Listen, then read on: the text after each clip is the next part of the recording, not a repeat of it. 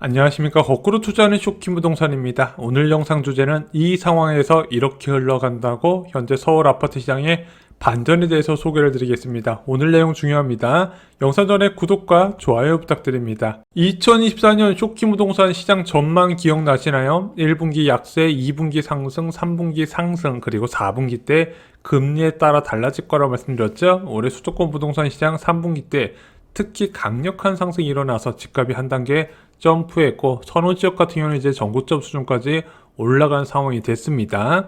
자, 4분기 금리에 따라서 결정된다고 했는데 현재 어떻게 되고 있을까요? 4분기는 시장 금리에 따라서 결정된다 말씀드렸는데 아직 많은 사람들이 모르는 주택담보대출 금리, 지금 은행권 최저금리가 4.58%입니다. 7월 8일 날 3.29%였는데 100일 만에 거의 1.2%포인트 올라갔다는 거죠. 4.58% 이게 높은 건가요? 일반적으로 4%부터 수요 억제에 들어가거든요. 근데 4.58%면요 2023년 1월 이후에 가장 높은 수준의 금리입니다. 이 정도면 그때 서울 아파트 거래량 막 1000건, 2000건 이랬을 때예요. 근데 이게 좀 아이러니한 게 원래 이 정도 대출금리면요 예금금리가 4% 초반은 나와야 되거든요. 근데 현재 예금금리가 3.35에서 3.5%밖에 안 나오고 있죠. 하지만 매일 등록되는 서울 아파트 거래량은 반전이에요. 10월 23일날 162건, 10월 20일날 229건, 10월 19일날 134건, 10월 18일날 168건, 10월 17일날 173건. 솔직히 이 정도의 강력한 대출 규제 나왔으면요 두 자릿수 거래량이 나와야 되거든요. 근데 실제 서울이나 경기도 아파트 거래량은 오히려 9월보다 약간 더 많아 보일 가능성도 있다는 거죠. 원인은 무엇일까요?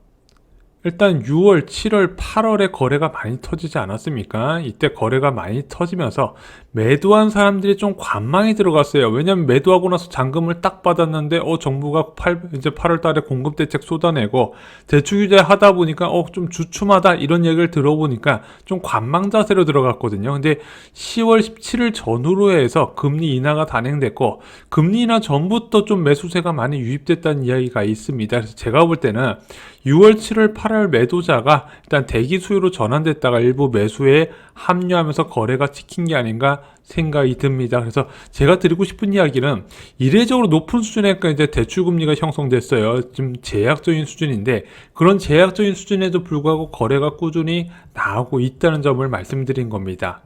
문제는 많은 매수자가 현재 대출시장 상황을 몰라요. 그러다 보니까 이거 상담할 때마다 난리예요. 이번에 은행을 갔더니 대출금리 4.8%를 제시받았어요. 이러면서 사야 되나요? 이런 질문 지금 많이 올라오고 있습니다. 현재 매수 대기자가 느끼는 수도권 아파트 시장 그대로 말씀드리면요. 팽팽한 줄다리기 그대로예요.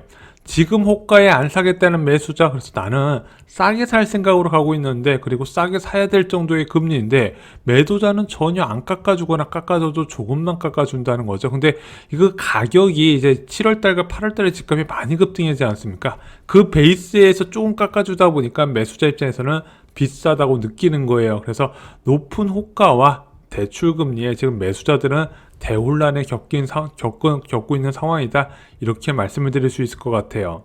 대출금리와 집값의 관계 아시나요? 저는 반비례 관계라고 말씀을 드려요. 일정 수준 이상으로 대출금리가 높아지면 시차를 두고 주택가격은 낮아져야 됩니다. 근데 현재 상황은 어때요? 대출금리는 정말 많이 올라갔는데 호가 그대로 사야 되는 상황이라는 거죠. 그럼 이럴 땐 어떻게 해야 돼요? 지금은 아니라는 거죠. 원래 가을이 애매한 시기인 건 맞습니다. 2022년이나 2023년 모두 다 집값이 좀 조정을 위한 소강 상태에 들어갔던 게 가을이에요. 그래서 가을은 보통 집 구조를 보는 시기라고 말씀드리고 매수 결정은 겨울에 하셔라. 그래서 1년 중 금리가 같은 수준이면 보통 겨울에 매수한 사람이 가장 저렴하게 샀다, 제 경험상 그랬거든요. 근데 지금은 또 금리 인하 시기다 보니까 겨울에 매수하신 걸 더욱더 추천드리는 편이에요. 일단은 지금 같은 막 4.58%, 뭐 4.7% 이런 대출금리에 막 7월 8월 호가 그대로 매수하는 건 좀 아니라고 생각이 들어요. 물론 높은 대출금리도 빈틈은 있었어요. 지금 은행권 최저금리가 4.58%인데 카카오뱅크는 4.18%의 중도상환 수수료 면제, 여기에 K뱅크는 3%대 대출금리를 제시하거든요. 3.17%. 게다가 K뱅크는 변동금리 대출금리 상품이 유난히 낮아요. 그거 굉장히 이득이거든요. 그런데 이게 카카오뱅크나 K뱅크 이용하면 사람들이 부동산 시장에 영향을 별로 안 받을 것 같은데 이런 은행들 단점이 있습니다. 뭘까요? 일일 신청 제한이 있어요.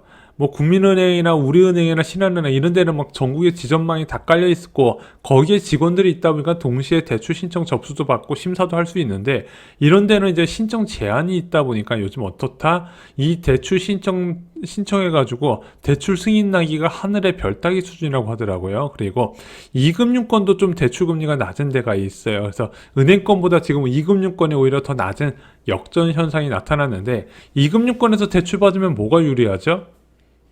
DSR 한도가 유리하죠. 1금융권은 40%, 2금융권은 50%다 보니까 한도도 넉넉하고 금리도 낮다 보니까 이쪽으로 좀 수요 쏠림이 나타난다고 그래요.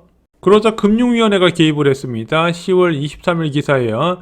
제2금융 인터넷은행 주담대 영업 문제 있다. 자, 금융위원회는 이렇게 이야기를 했습니다. 인터넷은행 및 제2금융권은 주택담보대출 위주의 손쉬운 영업보다는 본연의 역할에 집중하라고 그래서 이들 은행들의 금리가 추가로 올라갈 가능성 그래서 빈틈이 사라질 가능성을 저는 개인적으로 보고 있습니다. 시장의 관심은 이제 올해가 아닌 내년입니다. 일단 연말까지 대출 규제 강화는 변수도 아니에요. 상수예요. 그리고 내년 초 1월, 2월까지도 대출 규제 강화될 거라고 저는 개인적으로 보고 있습니다. 내년 한 1월, 2월 정도는 되어야 가계부채 증가세가 크게 둔화되고 그에 따른 지속성을 확인할 수 있거든요. 이제 문제는 이제 내년에 가계부채가 좀 줄어든다는 것까지 확인되고 한도도 리셋이 되면은 그때부터 정부가 어떻게 할 것이냐. 그래서 지금 시장 참여자 중에서 이렇게 생각하는 사람이 많아요. 어차피 내년에 가계부채 리셋 때 기다리면 이긴다. 그래서 매도자들도 그렇게까지 좀 버티는 분위기로 가고 있는 것 같다. 저는 이렇게 보고 있습니다. 내년에 금융당국에서 대출 규제를 어떻게 할 것인가, 그에 따라서 대출금리가 어떻게 형성될 것인가, 예상 시나리오는 세 가지입니다. 첫 번째, 방치. 내년 초에 가계부채 증가세가 둔화되면 정부는 손을 놓으면서 은행 자율적인 대출 경쟁으로 금리도 낮아지고 한도도 돌아올 것이다. 두 번째, 유지가 있습니다.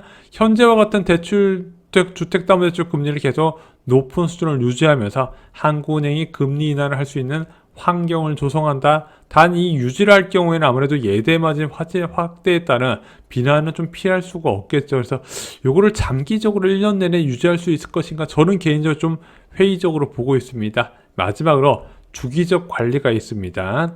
지금 연 단위로 해서 가계부채 증가세를 체크하고 있죠. 하지만 이것을 연 단위가 아니라 분기 단위로 대출 한도를 체크해서 은행 간의 과도한 주택담보대출 경쟁이 일어나지 않도록 관리하는 방법이 있겠죠.